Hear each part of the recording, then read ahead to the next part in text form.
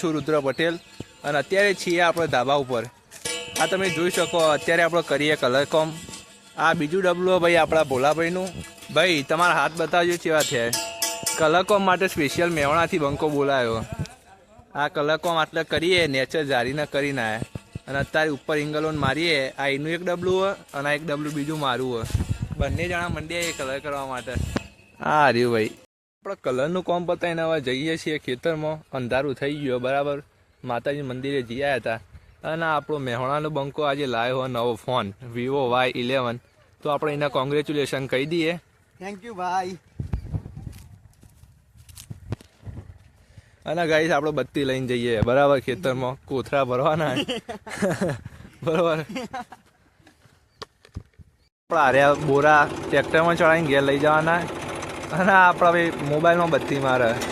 આ રહ્યું ટ્રેક્ટર.